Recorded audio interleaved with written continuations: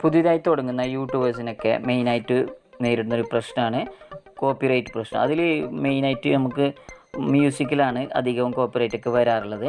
അപ്പോൾ നമുക്ക് കോപ്പിറൈറ്റ് ഇല്ലാത്ത മ്യൂസിക് എവിടെ നിന്ന് കിട്ടുമെന്ന് നമുക്ക് നോക്കിയാലോ. അതും ഗൂഗിളിൽ തന്നെ യൂട്യൂബിൽ തന്നെ യൂട്യൂബ് തന്നെ തരുന്ന ഒരുപാട് മ്യൂസിക് ഉണ്ട്. അത് നമുക്ക് എങ്ങനെ എടുക്കാമെന്ന് നോക്കാം. അത് തന്നെ നമുക്ക് ടെക്സ്റ്റ് ബാറിൽ YT സ്റ്റുഡിയോ സെർച്ച് ചെയ്ത് കൊടുക്കുക. അപ്പോൾ തന്നെ ഇങ്ങനെ ഒരു പേജ് ഓപ്പൺ ആയി വരുന്നുണ്ട്. ലോഗിൻ എന്ന ഒരു ബട്ടൺ ഉണ്ട്, അത് ക്ലിക്ക് ചെയ്താൽ മതി. ഓപ്ഷൻ ക്ലിക്ക് ചെയ്താൽ മതി. ജസ്റ്റ് ക്രോമിലേക്ക് റീഡയറക്റ്റ് ആയിട്ടുണ്ട്.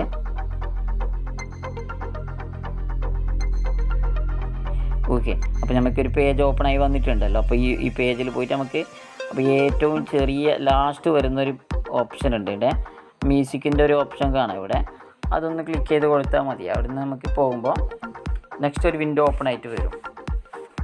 ഇതിൽ നമുക്കിപ്പോൾ വന്നിട്ടുള്ളതൊക്കെ കോപ്പിറൈറ്റ് ഫ്രീ ആയിട്ടുള്ള മ്യൂസിക് ഉണ്ട്. അങ്ങനെയുള്ള ഒരുപാട് എഫക്റ്റ് ഉണ്ട്, ഒരുപാട് സോങ്സ് ഇതിലുണ്ട്. അപ്പോൾ ഇതൊക്കെ ആദ്യം തന്നെ ഇതിൽ ശ്രദ്ധിക്കാനുള്ളൊരു കാര്യം എന്ന് വെച്ചാൽ ലൈസൻസ് ടൈപ്പ് എന്ന് പറഞ്ഞിട്ട് നമുക്കിവിടെ കാണാൻ പറ്റും ലാസ്റ്റ്.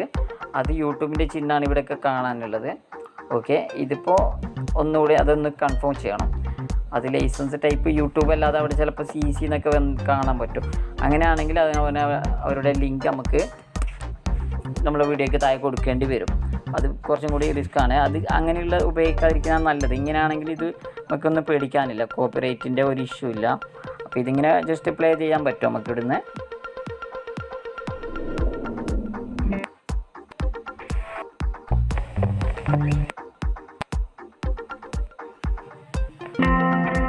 ഓക്കെ, ഇങ്ങനെ ഒരുപാട് മ്യൂസിക് ഉണ്ട് ഇതിൽ. ഇത് പ്ലേ ചെയ്തിട്ട് വേണമെങ്കിൽ നമുക്ക് സ്റ്റാർ ചെയ്ത് വെക്കാം.